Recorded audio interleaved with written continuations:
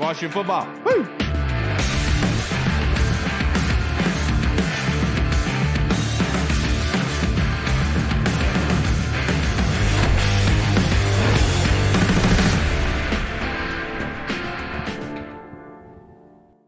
Laughing.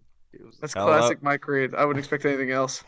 And hello. I hope we're starting the pod with that. We did. So hello, everybody, and welcome to the Burgundy Zone. I am your host, Kyle, and I'm joined by my two co-hosts, Michael Reed and Michael Hall. The title of this episode is Out West. And speaking of, the Burgundy Zone is a part of the Frederick Podcast Network. You can find out more by going to www.listenfrederick.com. We are joined by brother of the podcast, friend of the pod, Mr. Sam Fortier of the Washington Post. Thank you so much for joining us on this Thursday, sir. How you doing?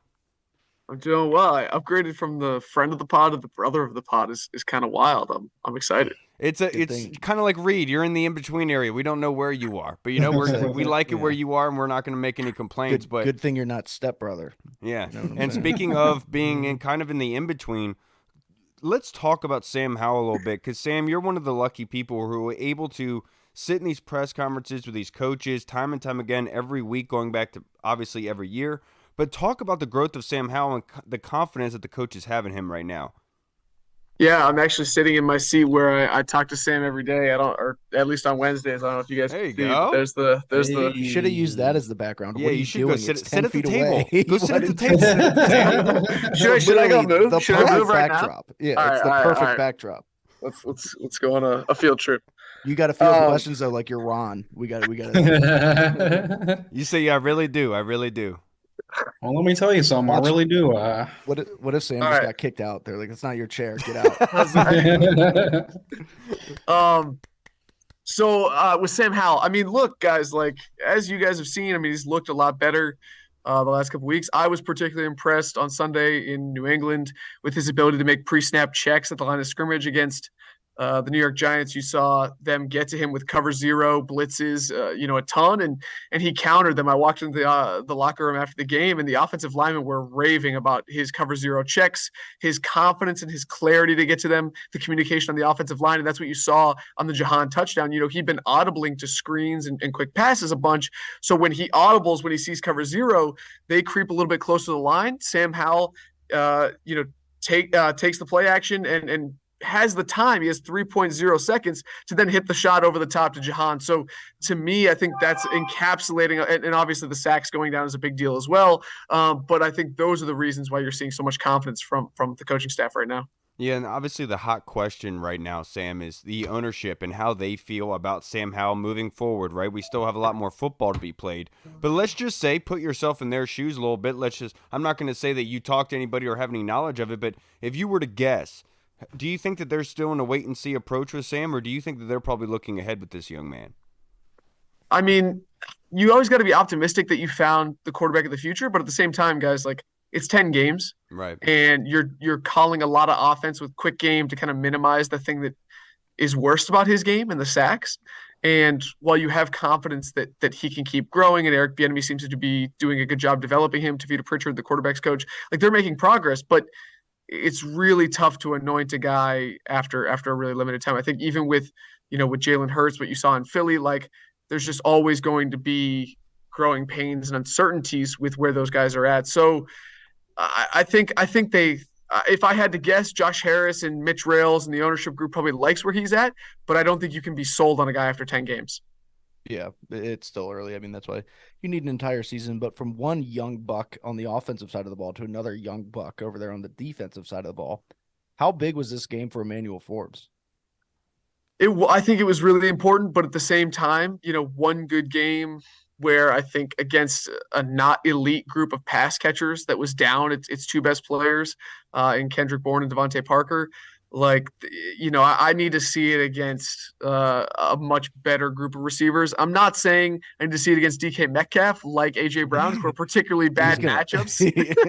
That's going to be so funny to watch, by the way, if they get into it or something on the sidelines. DK is going to – they're two completely different human beings. Like, if you put them both in a room together and you're like, they're both pro NFL players, you would be like, no. There's no way that little guy is. No chance.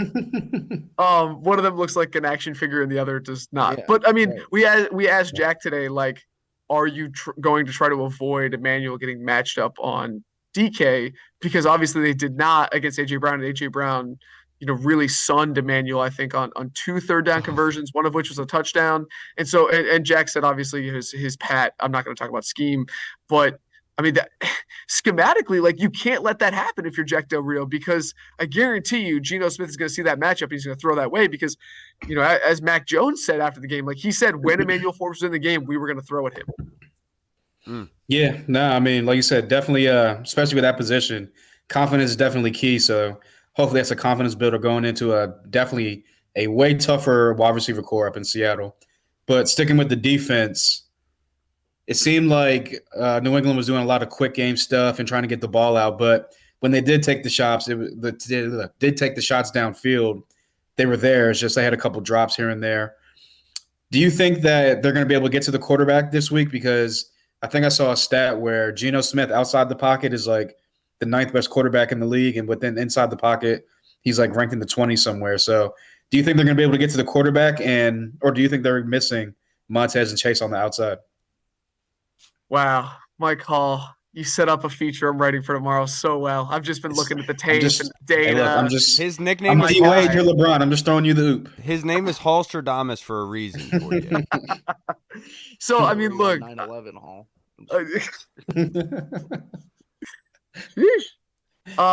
I went back and looked at the D-line. I watched all the pass rush snaps, and I got to say, like, my initial impression coming out of the game was, dang, they did not generate pressure. They really missed Tez and Chase. They generated pressure at the lowest rate of any game this season, only 21%. But when I went back and watched it, I was like, oh, okay. Like, Mac Jones was getting the ball. I knew he was getting the ball quick, but he was getting it out quick. Like, the average throw time was 2.19 seconds, which is, like, obscene. Absurd, yeah. And so even though I think they were winning their matchups, like if you go look at ESPN's pass rush win rate, they won at 48% of the time, which is higher than their season average. But by the time they got there, the ball just wasn't there. So Geno Smith, on the other hand, like, the quickest he's gotten the ball out in a game this season is 2.61 seconds. So you're going to expect him to hold the ball, like you said, get out of the pocket, move around. But I think the defensive line will be a much bigger factor this week. And when I went in and talked to guys, James Smith-Williams, Casey Tuhill, F.A. Obata, Jonathan Allen, like they said last week, like particularly because of the quick game, but even with the quick game, they were like, it was for D-line, it was probably like a meh week, 6 out of 10, something like that. I think that they feel like they can make a much bigger impact this week and prove that they can succeed even without Chase and Tess. Not that they're focused on doing that, but I think that, like, from a fan and reporter perspective, they'll be able to do that. Yeah, and that's a great plug by you, because right now the Seattle offense, their only top 10 category that they're in offensively is sacks. They're 8th. They only give up 2.3, and obviously that's the only category our defense is in with sacks. So it's going to be a huge matchup this weekend. But that being said, can you kind of educate us on the injury update heading into this game against Seattle? Ricky Stromberg got put on IR. Curtis Samuel has been iffy, did not play last week. If you could educate us real quick. Yeah, I mean, they're a little banged up right now, but I think that they're going to have the rotational pieces that they need to get it done. I mean, on the interior offensive line, Nick Gates is going to be the guy that steps in and is I think the backup swing tackle guard. And so I think that's the way they're going to plan this moving forward. So I would say that overall, you guys might disagree with me, but I think that the Commanders have had pretty good injury luck so far. I mean, obviously Cody Barton, Sadiq, but like. Past. Yeah. But I mean, You jinxed it, but yeah. I mean, here's the thing. I said it like a couple of weeks ago, and like Cody got hurt, but like, I mean, if anybody got hurt when he said it, I'm just kidding. No, fans have been going on him. What I'm trying to say is that, like, I don't really believe in jinxes. Like, even if when I was covering baseball, like I would talk about a no hitter in the 5th inning, like it's fine. Like I don't really believe in jinxes like that personally. Blasphemy. You don't say Candyman into the mirror. You're not scared at all. Nah. Mary, not even Bloody Mary. You don't hold your breath going by graveyards. No. Come on, man. My grandma used to do the thing where she was Catholic. She would like pass a Catholic church and she'd do the whole thing. Like I don't do that either. You're like, man. me. It's I grew up Methodist, so it's like it's fine. Yeah, that is, yeah, that's the better Hey, one. Sam, to highlight this game a little bit, what are going to be some of the keys for Washington? And specifically, let's look at it defensively on how to limit DK Metcalf and Tyler Lockett, because I feel like this is going to be a big game for Benjamin St. Juste and others. But it's not like Seattle's offense is really humming at the moment. They're 30th in third down percentage, 19th in passing yards, and they're 23rd in rushing yards. So I think it starts up front because one of the reasons that they struggle on third downs is because they face long third downs. So you got to stuff the running game. You got to keep them in third and long. And then I would, I feel like I've been saying this for the last 3 years. But with Washington's defense, I feel like it always comes down to, can they put a cap on explosive plays? Like last week, Jonathan Vilma did a nice job explaining it on the broadcast. And like Jamin doesn't crash down on that cross dog blitz, and Ramondre Stevenson is through the hole for a 64-yard touchdown. And safety Percy Butler comes down and can't cap it. I mean, those it's and like other than that, they played pretty well except for the other explosive pass. It's just that they need to do that more consistently. And when they give up plays, it's got to be it can't always be such big booms. And like, it sounds simple, man, but like that's the key for this Washington defense is no booms, or if it's gonna be a boom, little boom. You're absolutely right. Just like Reed, little boom. To wrap this up, only a couple more questions for you, Sam. But the offense has turned the tide a little bit. A friend of the podcast, Tyler Larson, has come in at center. And not saying that Nick Gates was poor or anything, but there seemed to be improvement there on the offensive line. Can you kind of talk about Tyler Larson and Chris Paul being added in the offensive line and kind of the production that they've produced? The big two things that Ron Rivera has talked about in terms of why he feels like the offensive line is getting better is just mass up front. Like Nick Gates is, I think, 310-ish, and Tyler Larson's 330. Chris Paul is like 330, 335. And Sadiq's a big guy, but I think he's around 315, 320. So you're seeing the mass, particularly in pass pro, like they're just stouter. Like on the Jahan touchdown, if you go back and watch it, like the cover zero pre-snap check by Sam is important, but also like he has 3 seconds in the pocket because like they're getting cover zero, but like Tyler Larson's handling his guy and everybody's handling their guys and being pretty stout. So I think that's a big part of it. The other part is communication. I think Tyler Larson has done a really good job making sure the offensive line is on the same page and helping Sam out. He's not a demonstrative center. Like if you go look at the tape, like he's not one of those guys like Nick Gates is a much more demonstrative. He'll get up in your face, he'll point, he'll wave, things like that.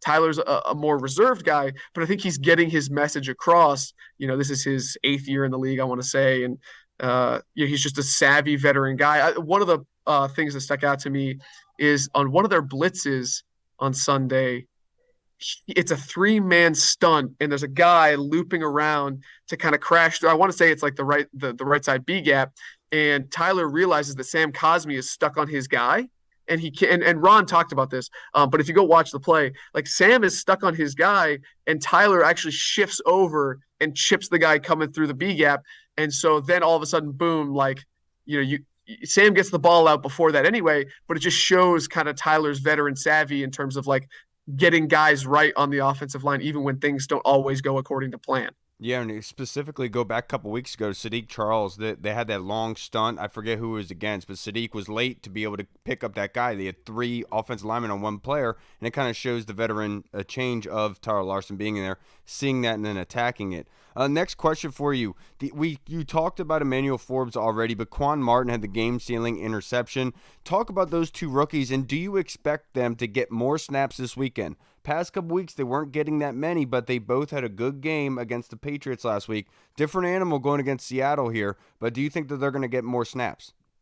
Yeah, I'm kind of curious to see how Jack plays it in terms of like what is he going to play as much cover 4 to try to keep the roof on the defense, or what sort of are his coverage schemes and how do they fit in? Because I think Quan has mostly been in their dime sub packages, and I if they're in more third and longs, because Seattle obviously has had trouble getting to that, like you're going to see more Quan Martin, but I think his role is going to keep expanding anyway. Obviously, they have the DBs that they like, particularly at safety with Cam and Percy Butler, especially with Derek Forrest out. But I think you will see expanded roles for those guys because, like the defensive line, this team is wanting their young guys to get on the field and see what they have, even though, I think it's a big question mark about whether the staff will be here to utilize them next year. I got you. Last question I have for you, kind of a dumb one, but the 3rd and 23 run by Sam Howell. That is the sort of thing that, like, if you've played football, you know that that's sort of something that can camaraderie, get teammates to really get behind a guy confidence-wise, Sam. So 2 questions. Do you think that has a lot of, I guess, weight in the locker room with what he did there? Like, do you think something's building in relationships? And then side off of that, did you guys have any reactions in the press box to it? Because I know you're not supposed to. I think, like, in the press box, you always kind of like, there's like it's a gasp. It's pretty understated, but there's a gasp or a reaction like, whoa, that was crazy in big moments. Like, I still remember probably the most reaction I've ever seen in a press box is when Alex Smith came back in for the first time from his leg injury, and on the first play, Aaron Donald jumped on his back. Like, I think everyone was like, oh my God, is that dude gonna die? Like, and so Sam Howell, like, it wasn't quite at that level, but people definitely were, pretty impressed. And I would say, is there relationships developing? I don't think that, like, not that they're developing, but it's more so of like you have confidence in a young quarterback saying, regardless of the situation, like he's that confidence is building. He's always got the situation. You know what I mean? Yeah, no, I hear what you're saying. Like, is that going to inspire? Is that going to give guys confidence? Like, hey, this is the guy. He's going to be able to go out and do it. Like that scene in The Longest Yard where Adam Sandler, like, they let the line as Adam Sandler, they let him get hit, and then he's like, favorite movies screw you guys, like, I'll do it myself. 7 times in theater when it came out. It was so good. Stone Cold Steve Austin pulling a Christian McCaffrey and being like, "That's how a white man runs the football." That's so funny. Of course, that's the part that you recite on here. Out of everything on there. Sorry, Sam. I don't know if it's quite like that, but I will say that play and the touchdown throw to Terry against Philly the first time, and just some of, like, and the throw to Jahan, like, when he makes big time plays, like, I think that goes a long way for guys. Like, and on Sunday I walked into the locker room, and one of the first people I walked up to was Charles Leno, and I asked him about the offense, and he was like, "Look, man, we got a slinger in 14." Like, and that is the type of comment I think that, like, speaks to your question, where guys just go, like, in the offensive line, a lot of offensive players talked about, like, needing balance and wanting to run the football effectively when they run it and making teams respect it. But, like, Charles Leno basically said, like, when 14's hot, like, stick with him, because that dude is a gunslinger. And I think that speaks to the confidence that you're talking about. John Allen, when he comes out and says, "We found our franchise quarterback," those are the types of things I think you're starting to see more from the players. My man. Sam, I can't thank you enough for joining us from your head coaching seat that you do your press conferences at. I really do appreciate you joining us, sir. Before we get out of here, would you like to plug your social media handle and any latest articles that you've produced that you'd like people to go follow and read? Yeah, all my work's in the Washington Post, WashingtonPost.com, on Twitter at Sam Fortier, SAM, the number 4TR. I got the story that Hall teed me up for. I wrote about Tyler Larson. I got a couple projects I'm really excited about cooking in the next couple weeks. So more so than anything else, I just want to say I appreciate you guys for having me. I really do. Oh, I appreciate you, Sam. I'm sorry that I couldn't anything I have said. Yeah, I'm sorry I couldn't contain Reed any more than I could. Have a good night, Sam. No one can. I respect you for trying. They're about to say respect me. I was like, hell yeah. We just talked to the man, Mr. Sam Fortier of the Washington Post. That was phenomenal. We get Sam Howell on here. We're about to be lit. Yeah. Before we are joined, it would be so funny to watch how he talked to Hall compared to how he talked to me and Kyle. That phone call was yummy. He'd pull a Max Crosby. That was, dude. He said that man was hitting a fat ass backwood on, like, live camera. Yeah, I was like, he's about it, bro. He's about it. But before we are joined by our next guest and we do some fan questions, wrap up this episode, I want to talk about a crazy situation that happened yesterday. I was on 27 driving home making a left onto Sweepstakes, and there was like a girl on Sweepstakes, dog. There was a girl who came up on a four-wheeler behind me, And then the cop had come to the intersection because it just turned green, and so all the cars were stopped. So he comes to the intersection. This the is second towards one. Woodfield, or this is toward Ridge Oh no, Road? this is Woodfield. I'm sorry. Okay. And so she's behind me, and as that's happening, like as I see the cop crossing the intersection, I think in my head, I'm like, does she have plates on there? And I was, there's no way. And then I saw the cop putting his brakes on as he passed us. And as I'm looking back to look back at him, I see her dipping out left. And there was like a small break in traffic, so she just jet for this left side and got hit by a Buick. And it looked right next to me. She was right behind me. She gets flown off the front, dude. The only thing I saw was the Buick stop and then her legs in the air and the ATV like being in the air, like front side. You've seen one crash, right? And yeah, you're not used to seeing women's legs in the air. You were like, what? Stupid. And so like I immediately put the car in park because I was like, dude, she's probably injured. She just hit the curb, like she got messed hit by up. a fucking She car. hopped on with her cell phone, bro. She had her cell phone in her hand, hopped on the four-wheeler, and dipped out of there. Just probably like live on like some like Instagram or something. Just like You know how viral that would go? That would be so crazy. funny. And like the weird thing is like when They she just was see some guy behind in a me, hat next to her in the car, being like, you could tell that she was like kind of like a nerdy chick, like kind of like country nerdy chick. But when I saw her pull away, I was like, dude, this chick's a badass, man. that's the coolest thing that's ever happened. Yeah, to me, I know. guess. Yeah. My kids were in the back seat and everything, and they didn't wake Oh up. damn! They didn't see it. No, they didn't. That They would didn't have been wake funny. up. No. You know what's funny? This isn't really funny, but so I grew up there, like literally on sweepstakes on that road. And one time when I was a kid, speaking of being kids in a car, one time I shit you not, I swear to God, Klansmen tried to hand my mom a pamphlet. I swear to God, my mom just rolled up the window. She was like, "You guys are disgusting," and rolled up. I swear to God, that was like early '90s, like early mid '90s. Yeah. My mom Doesn't talked about it all surprise the me. time. And that's Yeah, the first that's time what that I'm Reed saying. met Uncle Pat.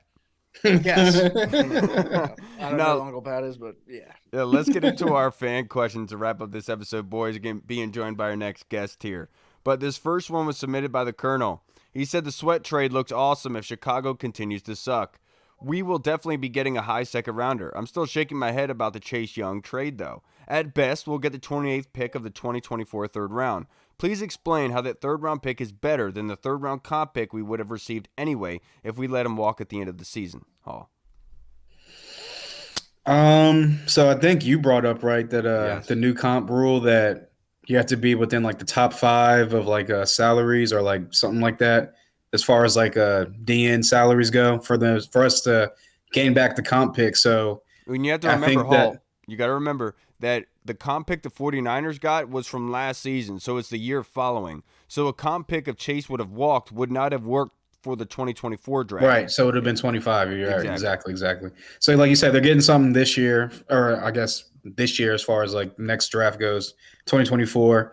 And also, like you just talked about, and like you explained in one of the last episodes, he would have to sign like a top 5 salary, DN like salary for us to get a comp pick back. So, and at the end of the day, with all the little reports and leaks that come out about like locker room camaraderie and kind of like Chase and Montez are kind of like on their own island and stuff like that, I just feel like for a team that's had like culture issues and trying to get a locker room culture built up and all that, it was probably for the best at the end of the day anyway.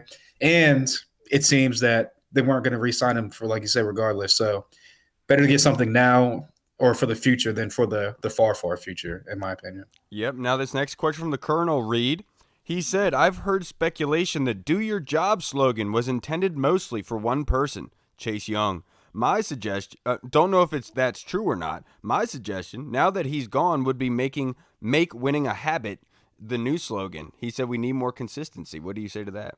Yeah, I mean, I think that is funny. We know Chase apparently used to freelance a lot and not do a lot of effort, but I do, like I've said a million times, I do think that the "do your job" thing, it's just like a standard coaching thing, especially in a team sport in football. When you're losing, you just want everybody to just get back to the basics, just do your job, focus on you. So I don't know if it was necessarily a shot at Chase, but I do like the idea of turning the winning locker room into, turning the locker room into winners and putting that out there and saying that'd be pretty cool. But also can't fault Chase. I still like Chase. Nothing against them, but that did sting a little bit because it's so true that it's just like, damn it. Well, you do have to remember that Chase was in this locker room for those many years, as much as you want to say. Oh, yeah, that, no, I'm you know, not saying that it's not his fault. You Like, helped in that regard, pal. You were But I- literally the distraction. Yeah, like I said on Twitter, look, I don't blame Chase Young for feeling the way he does. I don't blame Chase Young for saying what he did. I'm not going to fault you for that. Do I like what he said? No. but I'm not going to fault you for saying that. I just hope what you're saying stays true after you're there and, like, you know, we continue on. You know, when we see it down the road, we'll see how it goes out. But I would love to make the winning a habit, obviously. I think everyone would, and that's something we've been wanting forever, is the consistent winner. But first and foremost, we needed a consistency at quarterback. And that's still the big question heading forward, is it not, guys? Yeah, I mean, look, everyone was killing me on Twitter last week when I was like, this is not like a bad thing. This is not a negative thing. I'm literally just like, I just want to see Sam Howell put two quality starts back to back together, because going back to week 18 last year to week 1, like week 18 was pretty good. Week 1 was meh. Week 2 against Denver, damn. Week 3 against Buffalo, horrible. So it was just up, down, up, down, up, down. It was never consistently bad 2 weeks in a row. It was never consistently good 2 weeks in a row. So for the fact that he went out there and put two quality starts together, two good starts together, especially against two of the better defenses in the NFL, and the Eagles and the Patriots, I think that is definitely trending in the right direction. We'll see if he can do it against a tough place to play up in Seattle, which we've had a history in the past, but everyone knows like the loudness, the Seattle weather. I think it's supposed to be raining off and on, or like some type of rainy Seattle like depressing weather out there. The 12s out in the crowd are going to be loud. So I just think that if he can have another quality start this week, win or lose, because like Seattle's a pretty good team, but if he puts together another quality start and he's not the reason why we lose up in Seattle, I think that it'll keep trending in the right direction.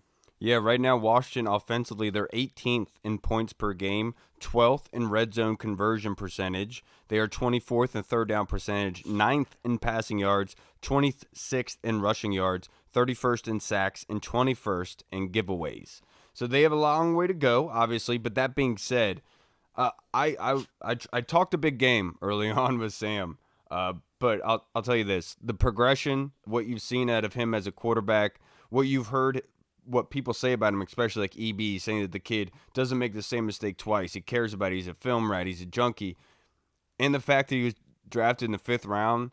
If he's a junkie, that's a bad thing, man. We need to get him some help. Yeah, no, he's a especially if film EB junkie. called That's him awesome. The original EB, he said. I thought you meant the sports junkie. I was like, nah, man, we got to get him out of there. But the fact Eric is, Bickle, the original EB, that leadership, that kind of ambition, that whole off the field sort of stuff, that's the reason why I'm bought in with Sam Howell. Obviously the on the field stuff obviously is very important as well, but the fact is the other stuff is very much needed to be successful quarterback in this league, and only a few truly possess it. Now we are joined by our next guest, who we haven't had on in a very, very long time, the ultra popular Mr. Street Scores Rico in ATL. How you doing, brother? Yeah. I don't think he can hear us yet. We're still working on it. But guys, let's get into our next fan question. This one was submitted on Twitter. This is by our boy Tony Franchise. Hall, I got this question for you. He says, if this team goes on a run and makes the playoffs, would that be enough for Ron to keep his job? Or would Josh Harris and company still want to bring in their own coach and GM?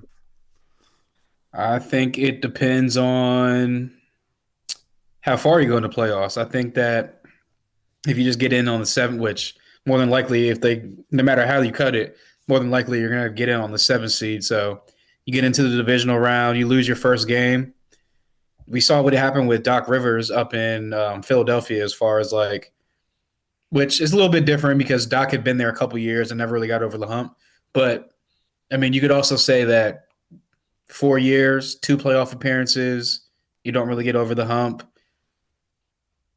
You could say it's a 50-50 thing. I mean, I put this on Twitter earlier, and then people are going crazy in the comments. Like, would you have option A where you bring back Ron, but he has no front office power? They hire an actual GM, and they keep Ron as the head coach, to keep EB as the offensive coordinator for the consistency. I've been talking about this for weeks, bro. I know, but I finally put it out there because I love how everyone's been talking about it recently now, and everyone's like, "Oh, that's such a great idea." Because the big topic now is like, oh, if Ron wins enough, I don't want him to bring him back, so I hope they lose. But and then fire Jack Del Rio, get a new defensive coordinator in there, blah blah blah. Or option B is everyone gets blown out, front office, all the coaching staff, even Eric Bieniemy, and then everyone comes in new, and then it's 4 years, 4 different offices going back to college for Sam Howell. We know how that's turned out for Jason Campbell and guys like that in the past. So, and a lot of people, of course, I was like, you only pick 2. And everyone's like, option C, Eric Bieniemy is a head coach. I'm like, that's not an option, but okay. But, yeah, so to that point, I think there's like a sliver of a chance that Ron comes back, depending on how far he gets into the playoffs. But I think that anything short of like an NFC championship, I think that Ron maybe steps down. They let him go like with grace or whatever you want to call it. They don't fire him or whatever. But I do think that anything short of an NFC championship game, Ron is gonna be out of here. Very briefly, Tony, it's a great question. All I will say is this is all based upon Sam Howell, and that's what you should really be looking at this situation like. Because if let's just say the Washington does make the playoffs, I've said before the preseason the real gauge of success is if we win a playoff game. So if we don't win the playoff game, I think that you're right. You go on with a new GM with whatever ownership wants to do, right? But if Sam Howell in his basically rookie season comes and provides a playoff win for this football team, I think you have to look at things in a very different that light. happens. It's 99%. It's 100% chance he's coming back. Well, I don't even mean in that breath. Even if he steps okay. down. All right, let me open my conspiracy mind to you boys real quick, okay? Let's just say, hypothetically, let's just say the easiest way to go about this scenario would to keep EB where he is, to keep Ron where he is, but instead next year allow Ron to be the defensive coordinator. And a sort of transitioning of moving out, and that way things could actually move along, because you're going to run into political issues if you have to force Ron to send Jack away. I'll say the defense is bad now with him kind of overseeing it with Jack Del Rio. So what would that actually really do? And that'd be like a demotion, really, for Ron Rivera. You really want to mix political issues and Jack Del Rio?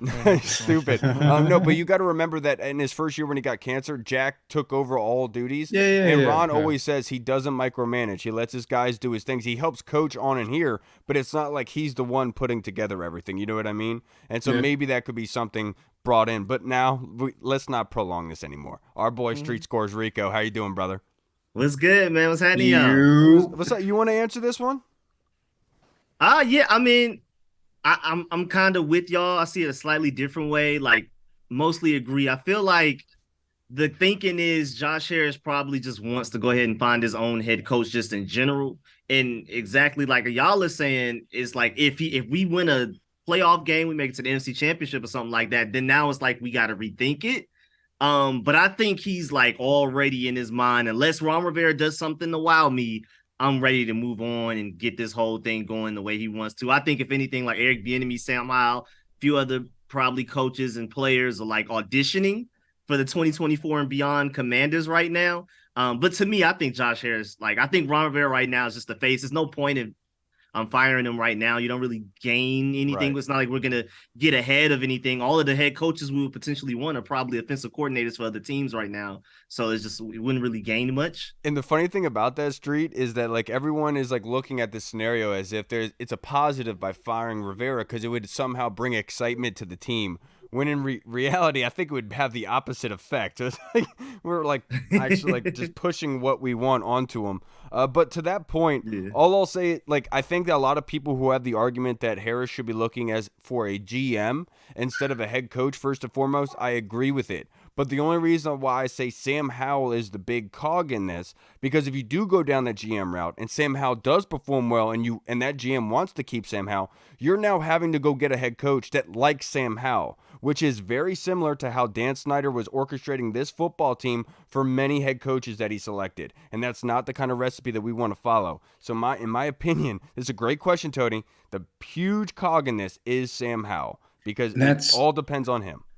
That's been my literally argument from the get-go in this whole Eric Bieniemy, whenever he was hired, he's the coach in waiting no matter what and blah blah blah. And I'm like, yes, if Sam Howell progresses and becomes the guy for 2024, yes, obviously you want to keep the continuity, but my whole argument has been, say they do win the playoff game, you're probably not getting rid of Ron. And that means the offense is probably prospering. Sam Howell's probably, maturing and developing.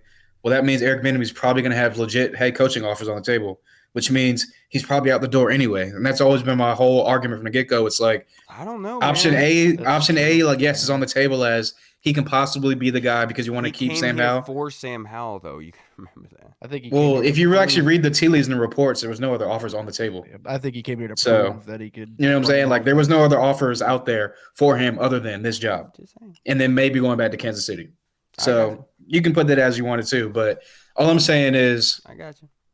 from the get-go, I've always said it's like not. I mean, even if like I said, the offense does good. Eric Bieniemy has offers, then he's going to leave to be a head coach if he's not the head coach here. And if they do bad, they're going to get blown out anyway. So it's like, Please stop referring to blown out. I can't listen anymore. Now, let's go to our next question on Twitter to Street Scores. This is from our boy Tim Meek. He said, if they get pressure and contain, then turnovers will come. Seattle is very beatable. He said, that said, should Washington blitz more and leave the corners to make plays against the strength of Seattle, meaning their wide receivers? Or will they rely heavily on the front four? Big game coming for James Smith-Williams, Tuhill, and Forbes? Yeah, that's a tough one. I kind of feel like no matter what we pick, something's going to get exposed. I don't see us completely shutting down the Seahawks. You just got to do the best that you can to suppress what they're doing. So I feel like no matter what Jack Del Rio picks, people are going to be mad at him either way. But I do feel like we probably should mix in some blitzes. I mean, I liked what Case Tua looked like against the Falcons. He wasn't as good as a full-time starter, basically, against the Patriots this past week. So maybe you want to give them some help with some blitzes, but leaving the secondary exposed. I know Emmanuel Forbes looked good, and I really like Emmanuel Forbes' talent for the future. He looked great last week against the Patriots, but that wasn't DK Metcalf, Tyler Lockett, and Jackson Smith and Jigba. Like that's a whole different monster right there. So it's kind of like you can't really win either way. You're right. I agree with you. 'Cause right now, they are 23rd in rushing yards. They're 19th in passing yards. So for me, Seattle offensively. So for me, the way that I'm looking at this, I would like to sell out the run. Basically saying, let's sit in that zone and then force them to have to run up the middle or go the short route. Because like you said, like we heard Jack Del Rio, the big plays are what's the big issue. The early on in the season, even when they were in those kind of prevent kind of zonage, they were still giving up huge plays. That's kind of dumbed down a little bit. That's been fixed. But that's my big cog in this, because are we going to be able to rely heavily on those guys to be able to constrict Geno Smith inside the pocket? We all saw that John Keim stat about Geno Smith being great outside of the pocket, better than he is inside the pocket. And so being able to keep him in there is going to be very important. And our new DN is going to be, like you said, Tim, huge game for them. But I will say Benjamin St-Juste is going to be the guy that has to have a huge game for this defense. I think that his length is going to be pivotal going against some of these wide receivers. Because Tyler Lockett's no slouch, man. Yeah, to add to that too, I know we haven't gone on a bye week. A few teams already have, but Benjamin St-Juste is leading the NFL in pass deflections right now, which is pretty cool. Absolutely. Emmanuel Forbes is tied for he's tied for third or something. Emmanuel Forbes still, which I mean, that's what happens when you're getting targeted 20 times each time you're on the field. But no, it was good for. I think he had like 7 or something. And he was like tied for third last I checked. And this is what I was saying, like in the all off season after we drafted Emmanuel Forbes, I didn't want him focusing on interceptions, just focus on the pass breakups. And finally, it seems like he's gotten that across, because you saw that last week. Obviously, he was very crucial to the help of the team. It was his best game that he's had since. Now, the next question we have, this is from our boy Eddie Donark. Donnie, if they win this Sunday, Rico, do Commander fans throw a party to be 500, or will they calm the nerves and see how we do versus the Giants? I don't want to buy into it too much, because the way we play to our competition, you lose to the Bears and the Giants already, and then you play good games against the Eagles. You beat the Patriots, who I feel like, even though they're not good, they're probably better than the Bears and the Giants. So it's just like we beat the Seahawks. You get excited, like, okay, we're figuring something out. Because if we beat the Seahawks, that means Sam Howell and Eric Bieniemy have now had a third game in a row of everything working how it's supposed to basically work. I mean, we still have things to work on, but it's more than likely going to be us leaning on our offense more than anything else. So that's a positive to take from it. But I just wouldn't be surprised if we beat the Seahawks, even convincingly, and then go into playing the Giants again and just doing something weird, like something's off, defense just giving up big plays. Sam Howell's not getting the ball out of his hands as quickly as he should. Just I don't know. I'm nervous about getting too excited over a Seahawks victory. Definitely stay humble, please. Yeah, this seems very oppish. Not gonna lie to you, Eddie. No, I don't think that we're gonna be celebrating 500. We have way too many doom and gloom people to be able to say that, because we already have people saying, "Oh, they're gonna go on this win streak and then lose." Like, we can't even enjoy wins nowadays. You know, it's just so unfortunate. So look, just be happy. Yeah, we're gonna be happy we got the win, but it's not like we're gonna be sitting here saying they're Super Bowl contenders or anything like that. It's just they're winning football games now, and it's unfortunate they keep giving them away early on in the season. But look, it's not like nobody's gonna be really cheering, because we all are expecting for it to fall off. Now, if they win out, that's gonna be a different story. I might be yelling Super Bowl at that point. I'm not gonna lie to you. What do you say, Reed? Yeah. Yeah, no, I mean, it's one of those things where it's like all of us fans, Commanders fans specifically, have the mind of goldfish, where it's like we lose, that entire week sucks. Everybody's so negative about everything. Fire everybody, get everybody out of it. We win, all of a sudden we're like, hey, we're doing pretty good. We got a chance, guys. And then it's just it's constant. It's constant. So nobody ever can see the big picture. So if we get the 500, if we win, of course they're going to be celebrating because it's going to be a win. And then if they lose, it's going to be, this sucks. Fire Ron now. Everybody get out. So it's just, there's no in between. There's no middle ground. I'm with it. Now, the next question that we have submitted is from the Discord, our boy Tim Towner. Hall, will Washington start E-Man? And if so, will Seattle have a wide receiver throw a double move his way or run a sweep to Walker wherever E-Man is lined up? How do you think he will do? Yeah, I don't think he gets to start. I think they're going to have Fuller and Benjamin St. Juste out there as the starters.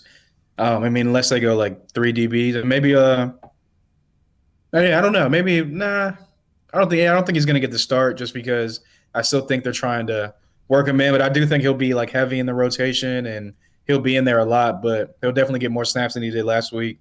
You'll see him more often on the field. But I don't think he'll be like first play of the game, like starter, which I don't really take stock in like who's on the field the first play of the game anyway.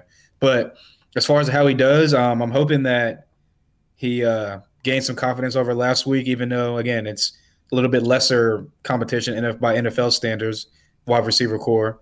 But even Rasul against a guy like he was playing, bro. Yeah, that's what I'm saying. He was still doing his thing to only get – you got targeted 7 times, and you still only gave up 2 receptions. And at the end of the day, there's still pros. They still get paid just like he does. So he still was out there playing tight coverage and deflecting passes. It almost had an interception, and he got interfered with. So I think that he'll have hopefully a similar game. And if he does get locked up with DK Metcalf, I'll just say hold on for your dear life and just don't let go.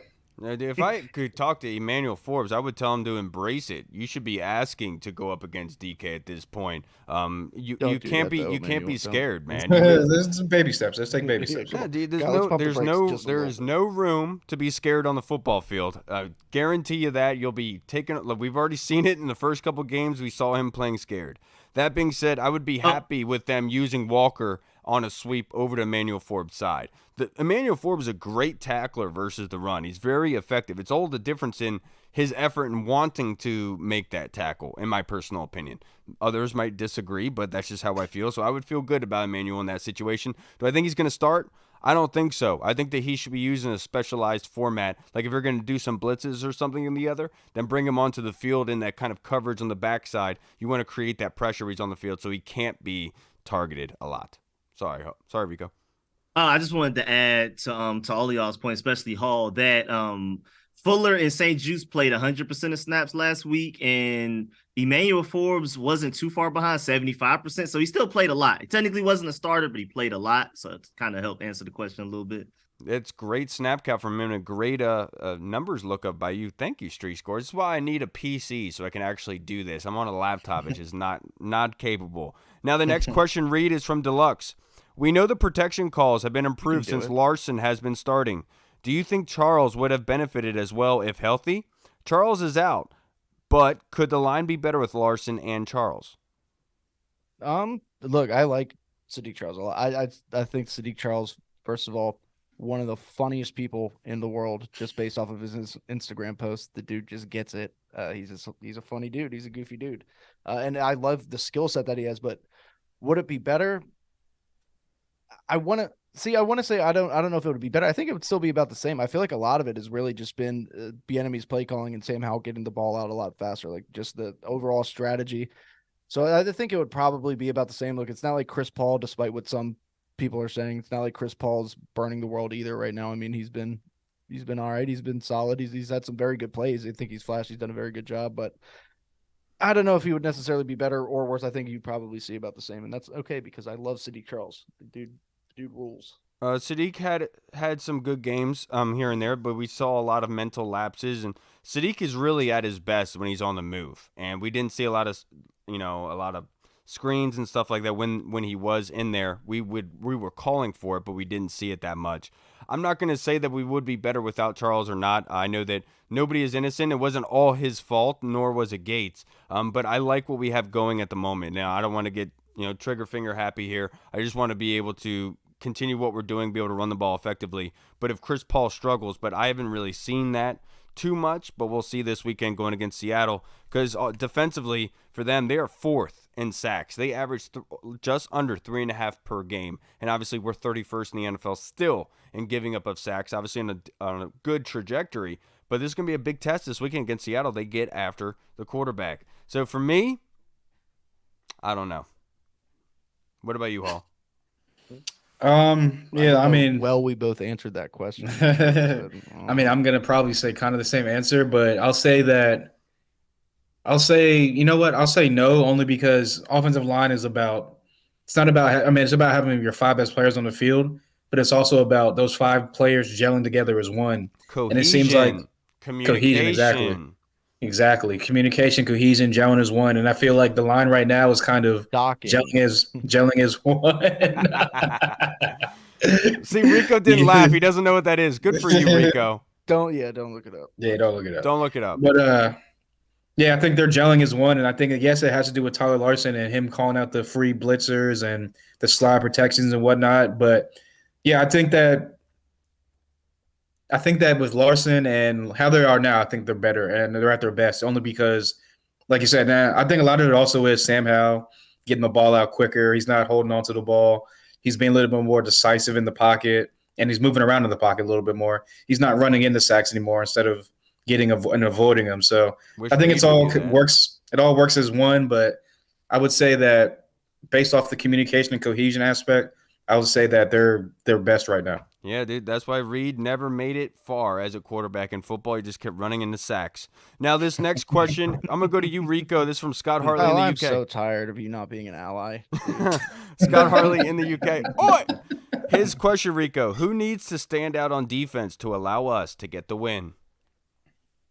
I think it's time for Jamin Davis to really step up because it just seems like when his starting Mike linebacker next to him goes out hurt for whatever reason, he's just not him same self. Because when Cole Holcomb was healthy last year, he looked his best. And then when Cole Holcomb went out, they tried to give Jamin Davis the green dot. Didn't work out too well. He was thinking more, moving less. And then this year, even though he hasn't been given the green dot, I assume they just gave it to David Mayo, Cameron Curl, or somebody. Cameron Curl, yep. So he just hasn't looked himself. And I mean, a lot of people were complaining about Cody Barton, but the warning was always it could be worse. And then when Cody Barton got hurt, we see it is worse. And so not to put the blame on people getting hurt, Jamin Davis just simply has to play better. I don't know why he needs a Cole Holcomb and a Cody Barton to be. I mean, I can understand why it would be a difference, but for it to be this big of a difference where he started forcing fumbles. We had him in coverage one-on-one against Bijan Robinson and man coverage to basically win a game. I mean, even the trust to even assume that he could even get that done by Jack Del Rio is incredible in itself. But it just seems that when Cody Barton now is just not Jamin Davis, and I'm gonna need him to look like Jamin Davis, please. I know it's David Mayo, but still, even against, if you just isolate him against the Patriots last week, he was missing tackles a couple of times. He wasn't in the right run fits at times, and I mean, I just don't see why it's that dramatic of a difference. I'm with you. I really like. You heard me earlier say Benjamin St-Juste. I do think that he needs to have a huge game, but the player that needs to stand out on defense to allow us to get the win, I think is Cameron Curl. And obviously everyone's going to say, obviously he needs to stand out. But this game in particular is going to be very important. Heading to Seattle where it's very loud, going against these two wide receivers, communication is going to be heavy, it's going to be necessary, and it's very important. And Cameron Curl is a very good job at communicating, but this is going to be a very difficult task for this defense because this is a sort of environment where guys don't start can't hear, they're not listening, they're getting off the page, not on the same page as everybody else. So a player like Cameron Curl in that back end, having these young guys like Quan Martin, Percy Butler back there, and also Emmanuel Forbes, communication is going to be needed and very, very important. So for me, it's Cameron Curl, and then obviously side off of that, their tight ends. And we know that Seattle loves to go to their tight ends heavily and often. And is it Albert O that's with them starting for them right now? I think it's Noah Fant. Oh, it's Noah Fant. That's right. You're right. I'll say the combination of Jonathan Allen and Daron Payne, or both of them together, because again, like we talked about with Geno Smith in the pocket, he holds on to the ball. He's getting it out like 2.6 or close to 3 seconds, which means he holds on to the ball, tries to get the ball out to DK and Tyler Lockett down the field. And I think that if you're getting that pressure up the middle from Jonathan Allen and Daron Payne, you're going to push him up the middle. Pressure is one of the worst things for a quarterback. Get him off his mark, get him outside the pocket. And I think that if you try to push him outside the pocket, guys like Tuhill and JSW, they're guys that do their jobs per se, and they're always going to be in the right place at the right time as far as they're not going to get too far outside wide. They're not going to get too far inside. They're not going to freelance like Chase was doing allegedly. So I think that Jonathan Allen and Daron Payne, or the combination of both of them, or one of those guys, is going to have to take over the game. They're going to have to be disruptive, and they're going to have to be in Geno Smith's face early and often. Yes, they are. Now, before we get into our game predictions and our MVP predictions, we got one more question to ask. This is from Tim Towner. It's a fun one, Rico. His question is, having a discussion with my wife about Sam Howell, and it came up that the only meat he eats is chicken, and he won't eat beef, which made me consider what food I will not eat. For me, it's black olives. For my wife, it's cucumber. For my mother-in-law, it's raw onions. Fuck up some black olives. I'm not gonna lie. I love olives, dude. I'm a big olive. I love guy. cucumber. For his mother-in-law, it's raw onions. How about you, Rico? Hall, we know, man. My list is extensive. It would actually be way quicker to ask me what I would eat. I'm extremely picky. Damn, basically, everything like you my named, son. I don't eat. Yeah. Everything you named, I don't. The olives, the cucumbers, you already love. Tomatoes, I can go on and on. I just can't do it, man. I'm very picky. I don't like tomatoes on burgers. I'll take a tomato on a turkey sandwich or something, but I think it just ruins subs and all that. I'm not a big tomato guy. You know what I'm saying? Me either. Yeah, Tomatoes it makes a lot of sense. You know what I'm saying? It makes a lot of Kyle, sense. you don't even eat ketchup, dude. Yeah, I know. I don't eat ketchup, mustard, any of that. But I will say this: my one food I would say is mushrooms. Cannot stand eating mushrooms. Absolutely. I love the taste but hate the texture. When it's cooked in it, cool, but then I usually take it out of it afterwards. The only time I've only done it once in my life, and that was one fun time at my bachelor party in Myrtle Beach. But we don't need to get into that. That was funny. Yeah, those actually don't taste good either, but Yeah, I those know what you're taste going with that. way But, worse. But the outcome's way better. Yeah, exactly. I'll say actually mushrooms too. I despise mushrooms. If you put mushrooms in anything, I'm probably either going to pick through it or I'm just going to not eat it at all. Despise mushrooms. Tomatoes, close second. I love mushrooms. I'm a big fat guy though, so I'll eat everything. I don't care. We know. All right, let's wrap up this episode, boy, with our game predictions. So, Rico, we're going to save you for last. You got to save the best for last. Reed, if you want to start us off, who's going to be score prediction MVP? Damn, you're saying Reed's the worst because if you're saving the best for last, the worst is first. Or I didn't want to like put that. myself first. It's the only reason. Yeah, that's a first for you, Kyle. I'm always thinking about yourself. I'm gonna go. You know what? I'm gonna go 24-21, and I'm gonna go with the Commanders W. I think they're gonna ride last week's win. I know that's the biggest homer thing you can say, but it's okay. Sam Howell's gonna put up 500 yards, 9 touchdowns, 0 interception, actually -3 interceptions. And my player of the game. My player, the math doesn't really work out on a 24-21 victory with 9 touchdowns, but he's counting. My player of the game, you know what? I'm gonna go with Emmanuel Forbes gets his second interception of the season. And it happens against DK Metcalf, and he trucks DK Metcalf. Wait, why did you laugh like that, Hall? That's a real possibility, man. Yeah. Oh man, that was Don't mind being hilarious. serious. I'm being So serious. for Keep me, going. I think this is DK probably, Metcalf would have flicked that guy away. Like, this is going to be a really fun matchup for offenses against each one. Obviously, Washington's offense 18th in points per game, going against the Seahawks defense that are 22nd, giving up about 21 points per game. But the big issue is defensively for our team, right? We're 30th right now, but we know that they're better than that. And that's the crazy thing about our defense. When you look at the stats, 27th in passing yards, 16th in third down percentage after being number 1 last year, having 20th in rushing yards. You know that they're better than this, but they haven't reached that point yet. So it's going to be fun for both offenses to see which team really shows out.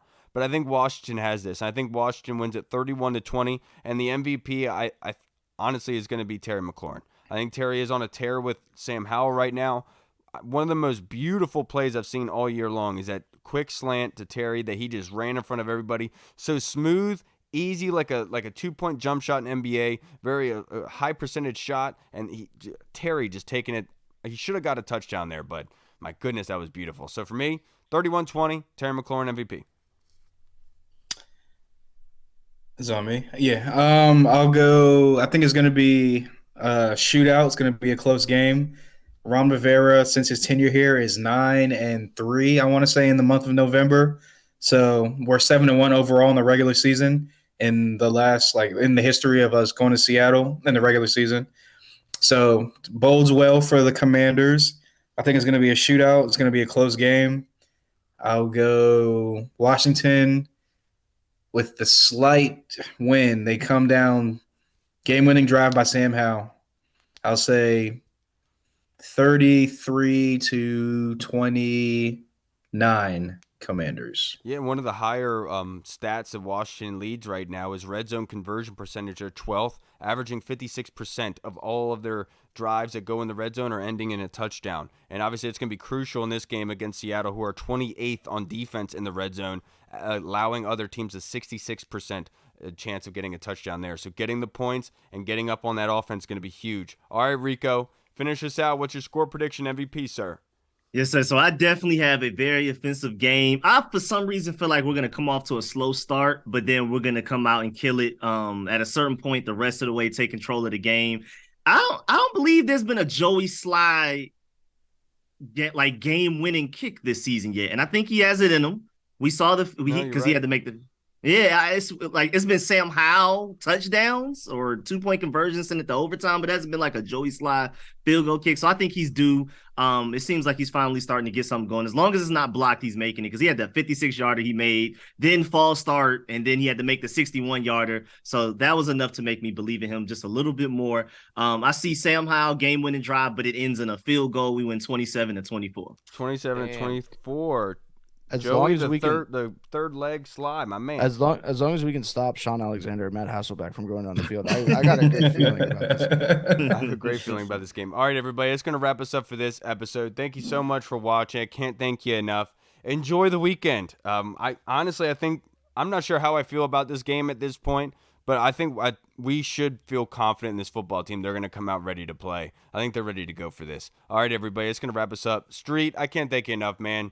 Last minute, you're such a busy dude, but trying to get so long, and you have your own stuff going on. You took out some time for us tonight. I can't thank you enough, brother.